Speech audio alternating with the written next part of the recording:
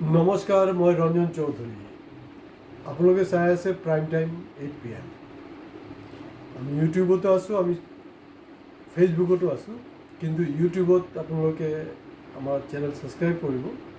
আজি অৱশ্যে ছাবস্ক্ৰাইব কৰিব লাগে বুলি আৰু বেছি নকওঁ বাৰু। আজিৰ পৰ্ব আমি ইতিমধ্যে ৰঙালী বিহুৰ ৰাজ্য চৰকাৰ আৰু কেন্দ্ৰীয় চৰকাৰৰ উপহাৰ সম্পৰ্কে আমি ইতিমধ্যে ভিডিঅ' কৰিছোঁ আমাৰ ইউটিউব চেনেলত। যদি কোনোবাই দেখা নাই সেইটো চাব। আৰু আজি একেবাৰে শুদ্ধ বিহুৰ ওপৰতে কথা পাতিব বিচাৰিম। গতিকে বেলেগ কোনো পলিটিক্স বা বেলেগ কোনো কথা নাই। তো ৰাতিপুৱাৰ পৰাই আপোনাৰ ৰঙালী বিহুৰ শুভেচ্ছা।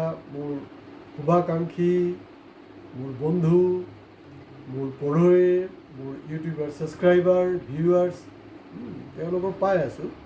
তো ইমান মোৰ চিনাকি বা মোৰ শুভাকাংক্ষী ইমান বেছি, হোৱাটছএপত এইটো ফৰৱাৰ্ড কৰিবলৈ মোৰ বহুত কষ্ট হৈছে।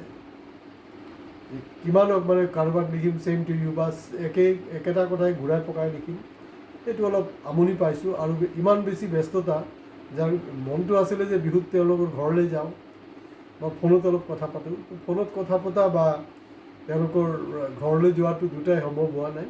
তো দূৰৰ পৰা আপোনালোকক এই আজি আমাৰ চেনেলৰ যোগেদি ৰঙালী বিহুৰ শুভেচ্ছা জ্ঞাপন কৰিছোঁ, নম্বৰ 1। নম্বৰ 2, বিহু সম্পৰ্কে আজি মই খুব বেছি নকওঁ, কাৰণ ইতিমধ্যে বহুত ধৰণৰ কিবা কিবি লিখিছে। খালি মই এটাই ক'ম যে বিহুৰ যোনটো প্ৰকৃত বা অৰিজিনেল যোনটো তাৰ কালচাৰ, বিহুৰ যোনটো কৃষ্টি কলা তাত যে সোমাই আছে, সেইটোৰ পৰা বহু বিচ্যুতি হৈ আছে আমাৰ। সেই বিচ্যুতি যাতে নাহে, সেইটোৰ প্ৰতি সজাগ অসমীয়াই সদায় সজাগ থকাটো জৰুৰী হয়। বিহুত আপোনাৰ দুৰ্গা পূজাটো মই দেখিছোঁ, এইবিলাক ছিষ্টেম কিন্তু আগত নাছিলে দেই। দুৰ্গা পূজাটো আপোনাৰ চৰকাৰৰ পৰা অনুদান দিয়ে। তাৰপিছত এতিয়া দেখা গৈছে যে বিহুতো অনুদান দিছে। মোৰ কথাটো চিম্পুল হয় যে অনুদান যদি আপোনাৰ মুখ্যমন্ত্ৰী ডাঙৰীয়া আপোনাৰ দিবলৈ আছে, আপোনাৰ ইতিমধ্যে আপুনি যথেষ্ট সম্পত্তি গোটাইছে। মই নকওঁ যে আপোনাৰ সেইটো পৰিমাণটো কিমান। গতিকে আপোনাৰ সম্পত্তিৰ পৰা আপুনি কাৰোবাক অনুদান দিয়ক, মোৰ ক'বলৈ একো নাই। বা বিজেপি দলৰ যোনটো আছে আপোনাৰ পলিটিকেল ফাণ্ড আছে ন, কাৰণ তেওঁলোকৰে ভাৰতবৰ্ষৰ ৰাজনৈতিক দলবিলাকৰ ভিতৰত চবতকৈ হায়েষ্ট পলিটিকেল ফাণ্ড তেওঁলোকৰ ওচৰতে আহি আছে আৰু সদায় থাকিবই। কাৰণ হয়তো আমি ইলেক্ট্ৰল বণ্ডৰ আমি যোনটো কৰিছিলোঁ তাতো কৰিছোঁ। তো গতিকে আপোনালোকে আপোনালোকৰ ফাণ্ডৰ পৰা পইচা দিয়ক বা আপোনাৰ নিজৰ জেপৰ পৰা পইচা দিয়ক, তাক ক'বলৈ কোনো একো নাই। কিন্তু আমি যে চৰকাৰ নিৰ্ভৰ যে আমাৰ হৈ গৈছে বিহুটো, সেইটো ঠিক হোৱা নাই। এইটো বিহুই হওক, দুৰ্গা পূজাই হওক, সেই বস্তুটো ঠিক হোৱা নাই। কাৰণ এইটো আমাৰ সাধাৰণ টেক্স পেয়াৰৰ পইচা দেই। চব সাধাৰণ টেক্স পেয়াৰৰ পইচাই তেওঁলোকে কৰিছে। তেওঁলোকে এইবিলাক ভাল নাপায়। আৰু বিভিন্ন চেলিব্ৰিটিক লৈ অলপ বিতৰ্ক হৈ আছে যে তেওঁলোকে ইমান টকা পায়, ইমান টকা বিচাৰিছে। প্ৰকৃত অসমীয়াই কিন্তু এয়া জুবিন গাৰ্গেই হওক বা যোনেই হওক বাৰু, বাপনেই হওক, তেওঁলোকে যোনটো বিচাৰি আছে সেইটো বিচাৰি থকাটো ঠিক নহয়।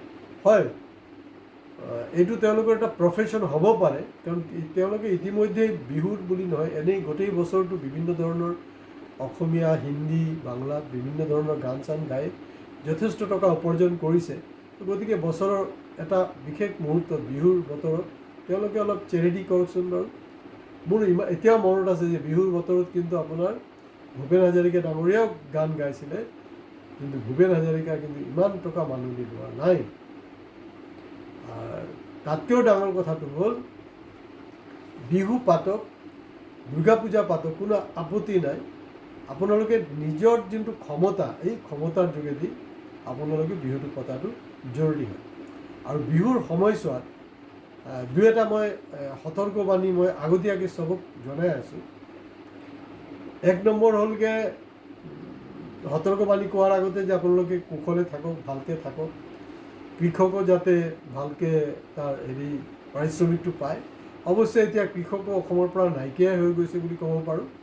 কাৰণ চব লাভাৰ্থী বা বিভিন্ন আঁচনিৰ পিছত দৌৰি আছে। সেই দৌৰি থকাৰ কাৰণে কি হৈছে, অসমীয়া জাতিটো, অসমীয়া যোনটো অৰিজিনেলি জাতি যোনটো আছিলে, জাতিসত্তা আছিলে, চৰকাৰে কিন্তু ইতিমধ্যে এটা লাভাৰ্থী বা আঁচনিৰ জাতি, অসমীয়া মানে এতিয়া এনেকুৱা কৰি দিলে আঁচনিৰ জাতি বনাই দিলে, সেইটো এটা দুৰ্ভাগ্যজনক ঘটনা। আৰু যোনটো মই ক'ব খুজিছিলোঁ যে বিহুৰ সময়ছোৱাত, কাৰণ এই ৰঙালী বিহুতে আমি দেখিছোঁ সৰুৰে পৰা এটা আমাৰ মাজত পৰম্পৰা আছে যে সেই বিহুতে মানে ল'ৰা ছোৱালীক লগ পায়, তাহাঁতৰ প্ৰেম মানে বিনয় হৈ থাকে, কেতিয়াবা চকুৰে, কেতিয়াবা কথাৰে, তেনেকৈ আৰু, বা কেতিয়াবা বিহু গানৰ যোগেদি হয়। এতিয়া যোনটো শ্লেং এটা ভাৱ, এই ভাৱটো কিন্তু আমাৰ অসমীয়া সংস্কৃতিত কেতিয়াও নাছিলে আৰু থকাটো উচিতো নহয়।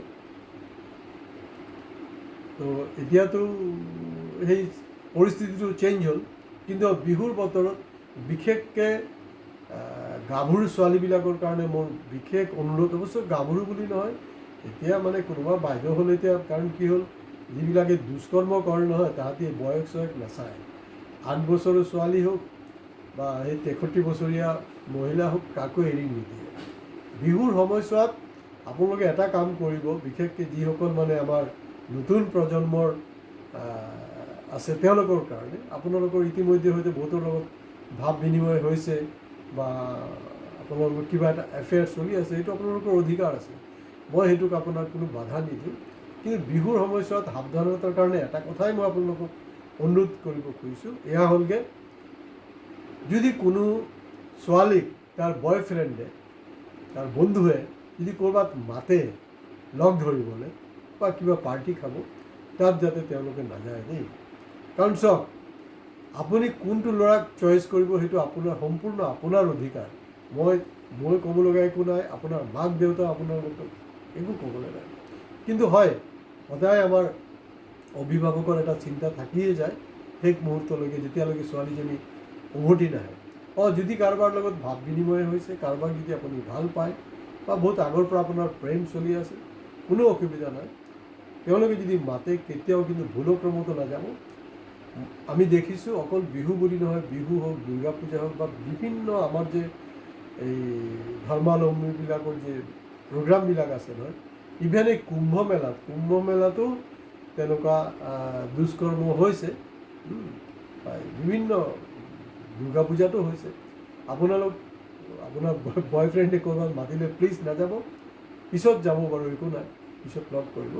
চবতকৈ ভাল হ'লগৈ, যদি কাৰোবাৰ লগত এফেয়াৰ আছে, মই জাষ্ট এটা ছাজেশ্যন দিছোঁ দেই, মানে নামানে সেইটো আপোনালোকৰ কথা।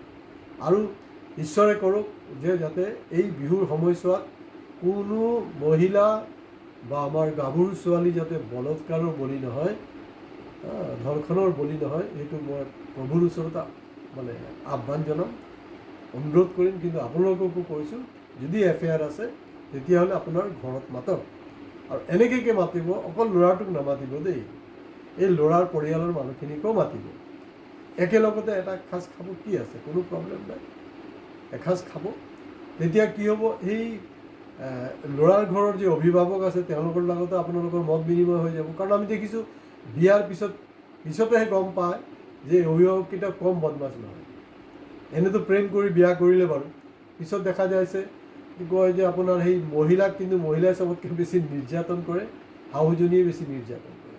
গতিকে সেই এক্সচেঞ্জ হোৱাটো ভাল, বিহুৰ পৰম্পৰা ৰাখি। এটা মই নতুন মানে আপোনালোকক আইডিয়া দিছোঁ যে যোনটো ল'ৰাৰ লগত বিয়া পাতিব বা সম্পৰ্ক কৰিব বিচাৰিছে তেওঁলোকলৈ নিমন্ত্ৰণ কৰিব।